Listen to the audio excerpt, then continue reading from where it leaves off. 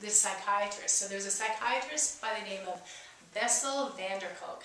And Bessel van der Kolk was a traditional psychiatrist, but he worked with a lot of veterans.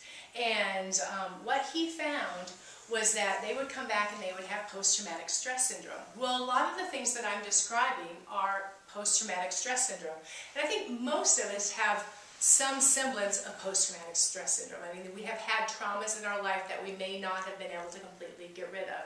So Bessel van der Kolk was working with veterans, and he was doing traditional psychotherapy and psychiatry.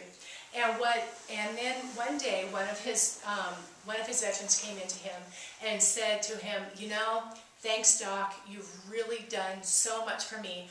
But I just went and did EMDR, and it changed my life in one session. And so I'm not going to see you anymore because I really need to go do more of this EMDR." Well, Bessel wanted to find out, what on earth is this EMDR?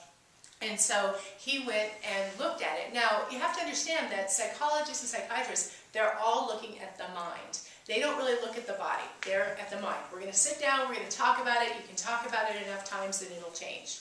Okay? Has anybody had therapy? That works to an extent, but then there's still a piece that's still stuck in our bodies. So he went and he had some, he went to learn EMDR. And he actually thought it was kind of like a revival because everybody was so excited about the work. And he was like, I'm not so sure about this. I don't know. But people were getting really good results. So he went and he had EMDR done on himself. And what he found was that some event that had been very traumatic in his life, when he came out of it, there was no charge on it for him anymore.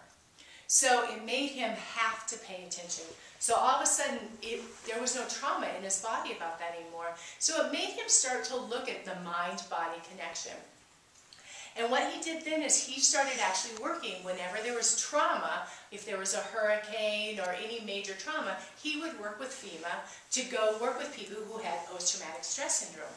So one of the examples that happened with him is that he went down actually after Hurricane Katrina. And when Hurricane Katrina happened, all of the people went and they were trying to clean up the city and put the city back together and do all those things. FEMA came down and said, "Everybody stop. The professionals are here. Now we're going to do this." And what happened was that prior to that, people were they were traumatized, but they weren't exhibiting symptoms of post-traumatic stress syndrome. But as soon as they became helpless, as soon as they had to go sit down and let the professionals take care of it, they started demonstrating helplessness, and they started demonstrating all the symptoms of post-traumatic stress syndrome.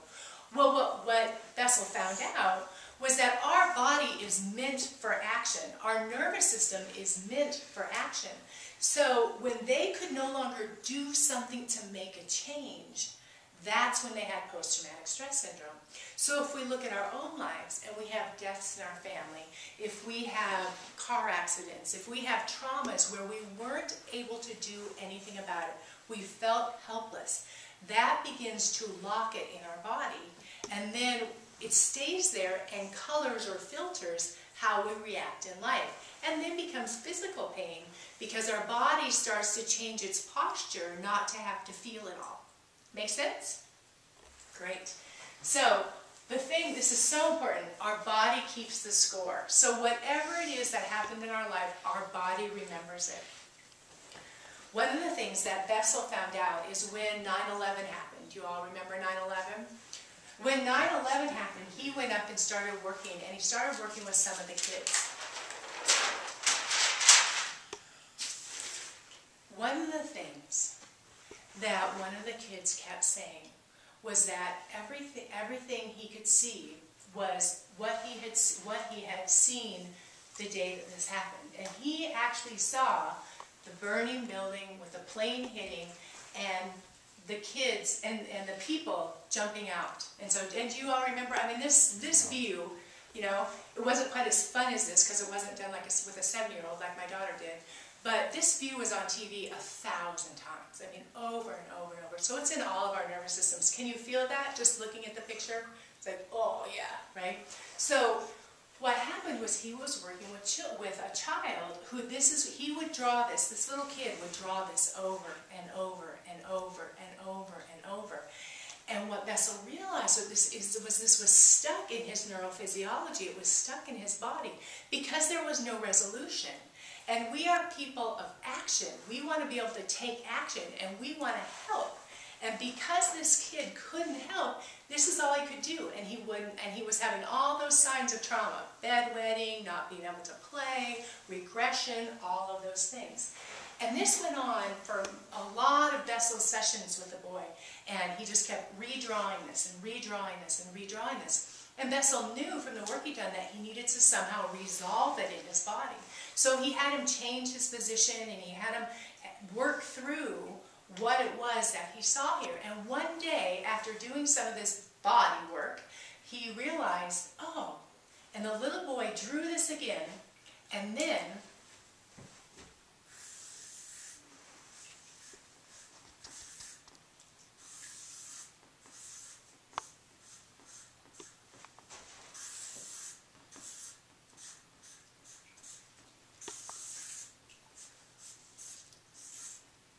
he drew trampolines. And so in this little boy's mind, he was able to rewrite the story. And you'll hear Dr. Peter and I talk about rewriting the story in your nervous system.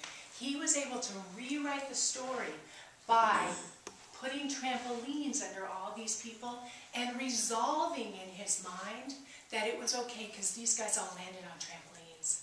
And so they were okay. So the way our nervous system works is it doesn't know. If you're watching a movie, our nervous system doesn't know if it's a movie or it's real. It has the same reaction. So the same thing with this little kid. Once he was able to change his posture, move around, then he was able to come up with a resolution. He was no longer helpless to what was happening to these kids, to these adults, and he was actually able to realize that, oh, a trampoline. Now they're all okay. So that helped Bessel really understand how much the mind and the body had to go together. Now this really, it really upset a lot of the psychotherapists, and they really had a hard time with that because they wanted it all to kind of, their whole model had been being in the mind. But he really realized that you needed the mind-body to be able to connect. So in our bodies, when you come into care with us, so you come into network care and you've had your life experiences, this is what we see. We see fragmentation, okay? And that fragmentation may be because when you were a kid you got made fun of or bullied. You know, you went through a divorce. You had some sort of shoulder sports trauma. You had a loss of a best friend, or you had fear of fires. All of these things change our posture. And so, with a psychologist who would send me all of her people. And what she found was that if they were in network care for a minimum of 3 months, that they would make changes 50% faster. So she would actually need to see them 50% less because they were actually making the changes. And if any of you have ever been in therapy before, sometimes it's like the person could tell you, well, just do this and this and this. They'll give you the changes. And then you come back the next week and they're like, did you do this and this and this? And you're like, no. I mean, that can go on for years, right?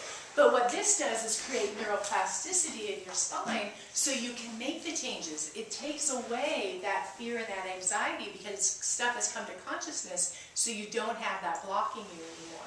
The other thing it does is it actually starts to create movement in every vertebra of your spine. So in both a flexion extension and a lateral bending. The other thing that we know is movement is life. So as we grow older, what do we see? We see people do this, right? And then we see people do this. And then they don't, like when we're walking as we're younger, we walk like this. As they get older, they walk like this. So they're not actually moving anymore. By creating the wave that happens in your body through network spinal analysis, you actually are able to stand up straight and move with the movement of your spine so your body doesn't start to lock up and you don't get spinal stenosis. How many people know somebody in their 60s, 70s, or 80s who've been having back surgery because of spinal stenosis or back pain? I mean, as they get older, that's what in our society right now starts to happen. But if we can keep this flexibility in our spine, it actually doesn't ever have to happen. So this is your mind-body on network spinal analysis. It's peaceful. It's accessing that prefrontal cortex. You become more aware of your body. You become more flexible. Your psychomotor strategies are for growth and creativity rather than survival. You become more resilient. You become pain-free. You make good decisions.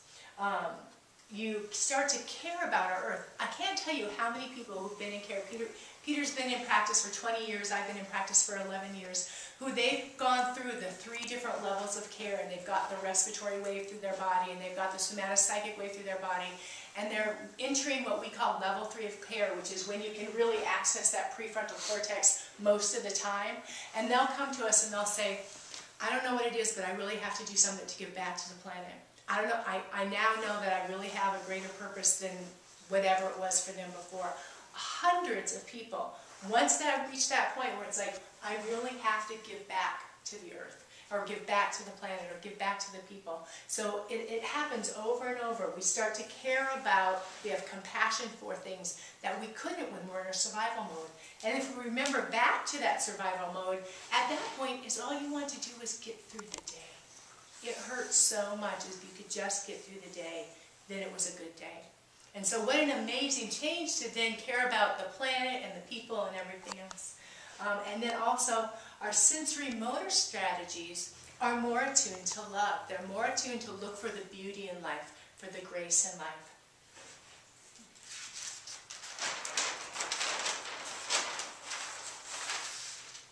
So when we look at healing, and especially looking at healing in a network spinal analysis practice, what we really find is that when you come in the door, you all want us to fix you. Just fix me. Take away my pain. Take away this. Take away that. And we usually say yes. Because we know that your body knows how to do that. But as you reach higher levels of care, then it isn't so much about the pain. It's about how can you create new strategies in your spine to have more novel experiences to actually reorganize your relationship with yourself. And then who are you going to be after that? Now, how many of you have had, being in care for a while, the experience that you're like, wow, not only is my pain different, but who I am is different, right? Yeah. So that's great. That is the passion, and that is the reason that Peter and I do what we do. We love to help people with their back pain and those pains, but we know that there's so much more than that, and that's why we do what we do every day.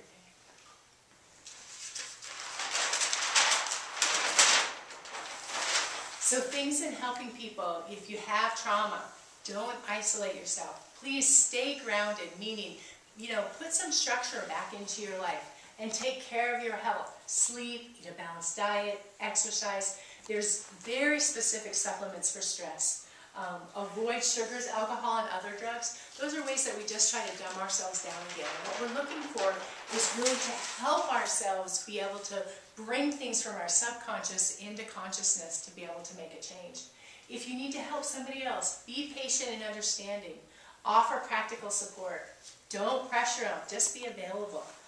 Help them socialize and relax. And don't take their symptoms personally. Very often when somebody's in a state of pain, if you remember being in a state of pain yourself, then they can be grumpy really quickly, right? It was one of the signs of trauma, but it's really not about you. And so it's important to remember. And then know when it's time to get professional help. If people have been traumatized and after 30, 60 days, if they're not getting better, it's time to get help. So I just want to end with, it's been